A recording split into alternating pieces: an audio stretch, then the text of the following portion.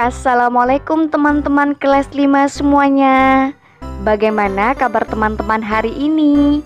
Mudah-mudahan sehat selalu dan tetap semangat walau harus belajar dari rumah ya. Untuk mengawali belajar hari ini, yuk kita baca doa bersama. Bismillahirrahmanirrahim. Tema pembelajaran kita kali ini tema 1, tubuhku sehat, dengan sub pembahasan aku bisa merawat diri. Seperti halnya yang telah dijelaskan pada penggalan surat Al-Baqarah ayat 222 yang artinya, sungguh Allah menyukai orang-orang yang taubat dan menyukai orang-orang yang menyucikan diri. Dari ayat tersebut dapat kita simpulkan bahwa kita harus sering dan pandai menyucikan diri serta merawat tubuh kita. Allah menciptakan tubuh manusia dengan sangat sempurna. Tubuh manusia memiliki sistem gerak yang membuat kita bisa beraktivitas dan bergerak dengan leluasa. Oleh karena itu, kita harus pandai menjaga tubuh dan tulang kita ya. Salah satu cara untuk menjaga tubuh dan tulang tetap sehat antara lain yang pertama, duduk dengan posisi tegak, tidak membawa beban terlalu berat, tidur dengan posisi miring atau terlentang, serta makan makanan bergizi dan rajin berolahraga. Aktivitas-aktivitas tersebut dapat menjaga kesehatan tubuh dan tulang kita ya teman-teman. Berbicara tentang sistem gerak pada manusia, tahukah kalian sebuah fakta unik yang menjelaskan tentang sistem gerak pada manusia ternyata memiliki kesamaan dengan sistem gerak pada hewan loh. Yuk kita simak sebuah paragraf yang menjelaskan fakta unik tersebut. Pada paragraf berikut menjelaskan bahwa organ gerak pada hewan dan manusia memiliki kesamaan, yaitu sama-sama memiliki tulang dan otot. Setiap paragraf memiliki sebuah ide pokok. Nah, hari ini teman-teman kelas 5 juga akan memperdalam tentang pemahaman ide pokok.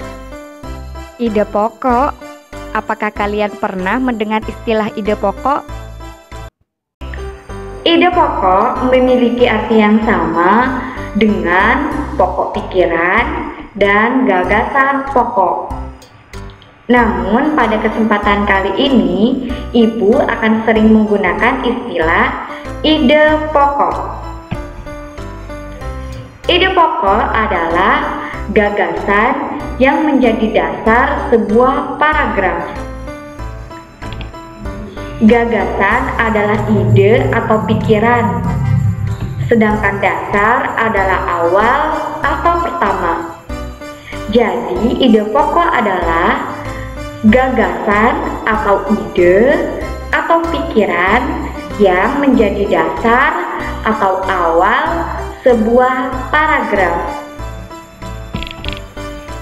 Untuk membentuk paragraf, kita harus memiliki ide pokoknya dulu ya teman-teman.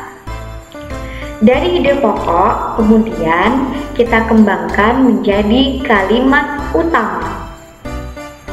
Kalimat utama, kemudian kita kembangkan lagi menjadi kalimat pendukung. Dari gabungan kalimat utama dan pendukung akan terbentuk sebuah paragraf. Nah, sekarang kita coba ya menentukan ide pokok, kemudian kita kembangkan menjadi paragraf. Langkah yang pertama adalah kita harus tentukan dulu ide pokoknya. Di sini Ibu memiliki ide pokok kesamaan organ gerak manusia dan hewan. Setelah itu, untuk menjadi paragraf, kita harus kembangkan ide pokok itu menjadi kalimat utama. Organ gerak hewan dan manusia memiliki kesamaan. satu kalimat utama harus kita kembangkan menjadi kalimat pendukung. Alat gerak yang digunakan manusia dan hewan yaitu alat gerak aktif dan pasif. Kedua alat tersebut bekerja sama untuk melakukan pergerakan. Nah, teman-teman sudah bisa ya membuat paragraf. Paragraf terbagi menjadi 3 macam. Yang pertama deduktif, yaitu kalimat utama berada di awal paragraf. Yang kedua induktif, di mana kalimat utama berada di akhir paragraf. Yang ketiga campuran, di mana kalimat utama berada di awal dan dipertegas di akhir paragraf. Jadi tidak selamanya kalimat utama berada di awal paragraf ya teman-teman. Bisa di awal, di akhir, bahkan di awal dan dipertegas di akhir kalimat. Sekarang coba kita belajar menentukan ide pokok pada sebuah paragraf. Langkah pertama yang harus teman-teman lakukan adalah menemukan dulu kalimat utama. Setelah kita temukan kalimat utama, kemudian kita bisa menentukan ide pokok dari sebuah paragraf. Di sini, Bu Guru memiliki sebuah paragraf yang terdiri dari 3 kalimat.